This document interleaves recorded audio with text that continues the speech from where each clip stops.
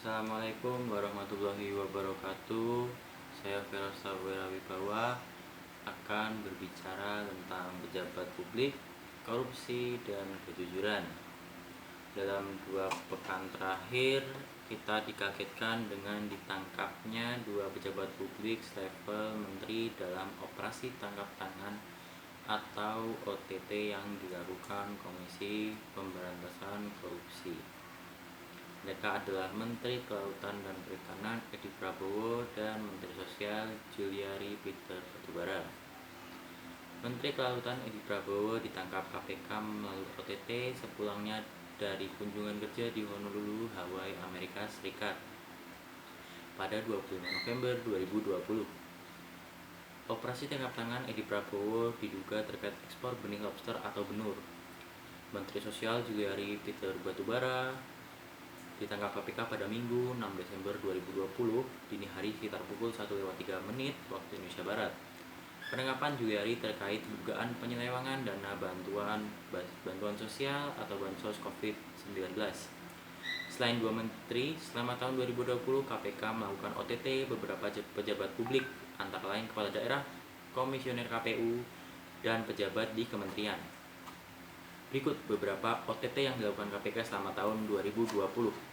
Antara lain, 1. Bupati Sidoarjo Saiful Ilah ditangkap dalam sebuah OTT yang dilakukan KPK pada awal Januari 2020. Saiful ditangkap di kantornya di Sidoarjo 7 Januari 2020. Saiful diduga terlibat dalam lelang beberapa proyek infrastruktur. Komisioner KPU Wahyu Setiawan ditangkap KPK pada 8 Januari 2020 dan ditetapkan sebagai tersangka pada 9 Januari 2020. KPK menetapkan Komisioner Komisi Pemilihan Umum Wahyu Setiawan sebagai tersangka kasus dugaan suap terkait penetapan anggota DPR terpilih periode 2019-2024. Yang ketiga, Bupati Kutai Timur Ismunandar ditangkap dalam OTT KPK Kamis 2 Juli 2020 sekitar pukul 7:30 malam. Bupati Ismunandar diduga korupsi berupa menerima hadiah atau janji dalam pengadaan barang dan jasa di salah satu kabupaten di wilayah Kalimantan Timur. Yang keempat, Bupati Banggai Laut Weni Bukamo ditetapkan sebagai tersangka oleh KPK pada Jumat 4 Desember 2020, sehari setelah OTT. KPK menetapkan Bupati Banggai Laut Weni Bukamo sebagai tersangka kasus dugaan suap terkait pengadaan barang atau jasa di Pemkab Banggai Laut. Siapa itu pejabat publik? Pejabat negara atau pejabat publik adalah pejabat yang lingkungan kerjanya berada pada lembaga negara yang merupakan alat kelengkapan negara beserta derivatifnya berupa lembaga negara pendukung. Pejabat negara menjalankan fungsinya untuk dan atas nama negara. Pejabat negara merupakan pejabat yang terlibat dalam administrasi publik atau pemerintahan, baik melalui pemilihan, penunjukan, seleksi, atau pekerjaan. Seorang birokrat atau pamong praja adalah anggota dalam suatu birokrasi. Seorang pejabat terpilih adalah orang yang menduduki suatu jabatan berdasarkan pemilihan. Pejabat juga dapat ditunjuk secara ex officio berdasarkan keputusan kantor lain seiring kali dalam kapasitas yang ditentukan seperti ketua, penasihat, dan sekretaris. Apa itu korupsi? Korupsi atau rasuah adalah tindakan pejabat publik, baik politisi maupun pegawai negeri serta pihak lain yang terlibat dalam tindakan itu yang secara tidak wajar dan tidak legal alias ilegal menyalahgunakan kepercayaan publik yang dikuasakan kepada mereka untuk mendapatkan keuntungan sepihak. Dari sudut pandang hukum, tindak pidana korupsi secara garis besar memenuhi unsur-unsur sebagai berikut: perbuatan melawan hukum, penyalahgunaan wewenang, kesempatan atau sarana, memperkaya diri sendiri, orang lain atau korporasi, dan merugikan keuangan negara atau perekonomian negara. Jenis tindak pidana korupsi diantaranya, tetapi bukan semuanya, adalah memberi atau menerima hadiah atau janji dalam kurung penyuapan, penggelapan dalam jabatan, pemerasan dalam jabatan, ikut serta dalam pengadaan bagi pegawai negeri atau penyelenggara negara, dan menerima gratifikasi sebagai pegawai negeri atau penyelenggara negara. Dalam arti yang luas, korupsi atau korupsi politis adalah penyalahgunaan jabatan resmi untuk keuntungan pribadi. Semua bentuk pemerintah atau pemerintahan rentan korupsi dalam praktiknya. Beratnya korupsi berbeda-beda, dari yang paling ringan dalam bentuk penggunaan pengaruh dan dukungan untuk memberi dan menerima pertolongan, sampai korupsi berat yang diresmikan dan sebagainya. Titik ujung korupsi adalah kleptokrasi. Kleptokrasi yang arti harafiahnya pemerintahan oleh para pencuri, di mana pura-pura bertindak jujur pun tidak ada sama sekali. Korupsi yang muncul di bidang politik dan birokrasi bisa berbentuk sepele atau berat, terorganisasi atau tidak. Walau korupsi sering memudahkan kegiatan kriminal seperti penjualan narkotika, pencucian uang, dan prostitusi, korupsi itu sendiri tidak terbatas dalam hal-hal ini saja. Sabda Rasulullah dan amanah jabatan. Suatu waktu Abu Dzar Al-Ghifari bertanya kepada Nabi, "Ya Rasulullah, mengapa kau tak memberi jabatan apa-apa kepadaku?" Sambil menepuk bahu sahabatnya yang zuhud itu, Nabi menjawab, "Hai Abu Dzar, kau seorang yang lemah, sedangkan jabatan itu adalah amanah."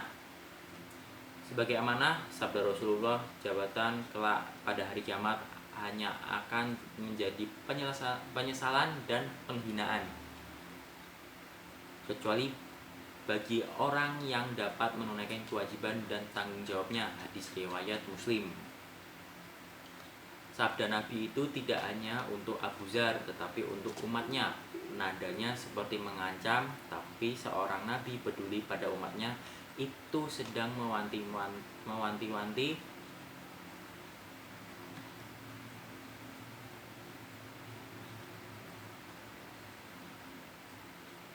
ada 3 kriteria pejabat pemikul jabatan yang tersembunyi dalam pesan di atas, yaitu amanah, mengambil dengan benar, dan menunaikan dengan baik.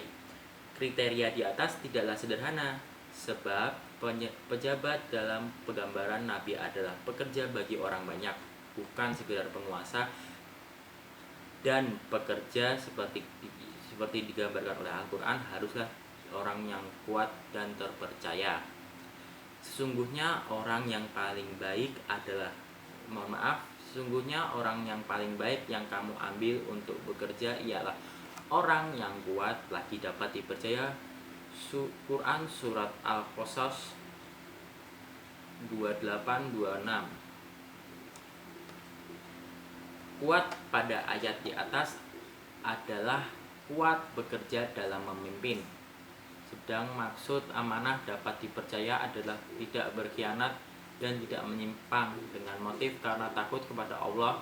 Maka sebagai pekerja untuk umat, sifat kuat bekerja adalah prasyarat penting pejabat. Tapi yang lebih penting adalah menjaga sifat amanah yang bisa hilang karena tuntutan pekerjaannya. Nabi pun konsisten dengan kriterianya. Khalid bin Walid dan Amr bin Ash yang baru masuk Islam diberi jabatan pimpinan militer. Padahal ilmu keislaman mereka berdua belum memadai, namun ternyata keduanya dianggap kuat bekerja dan mampu menjaga amanah. Sebaliknya, orang sealim Abu Hurairah yang sangat kuat hafalan hadisnya dan banyak mendampingi Rasulullah tidak diberi jabatan apa-apa.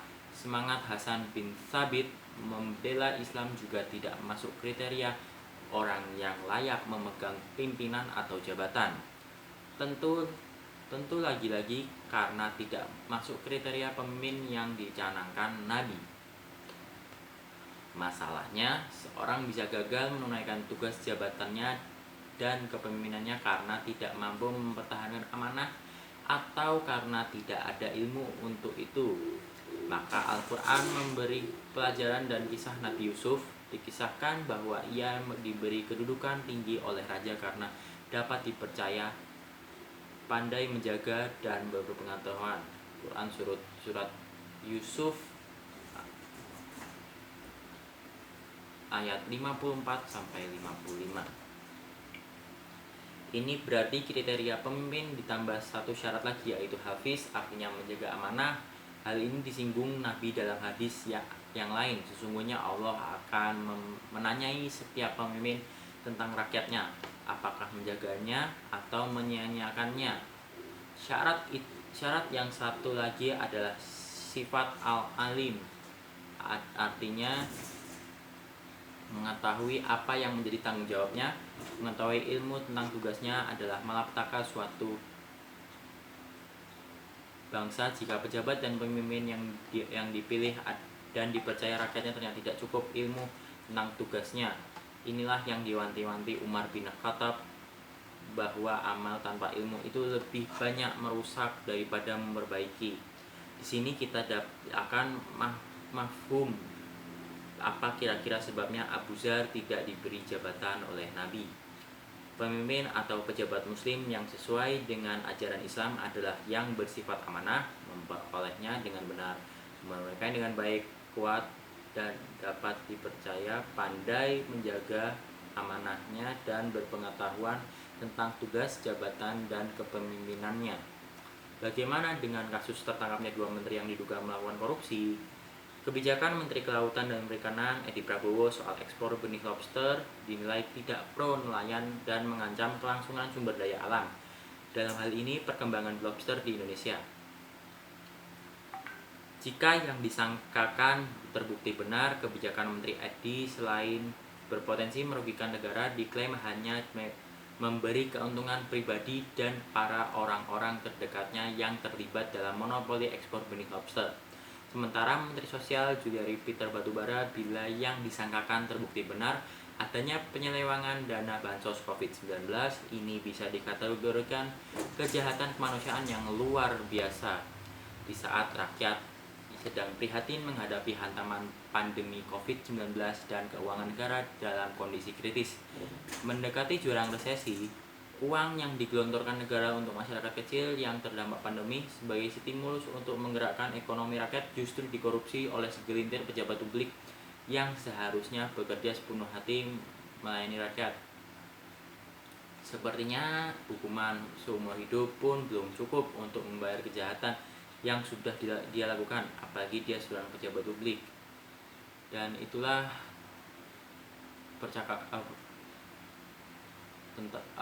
informasi yang bisa saya berikan. Kurang lebihnya mohon maaf jika ada salah kata. Terima kasih. Wassalamualaikum warahmatullahi wabarakatuh.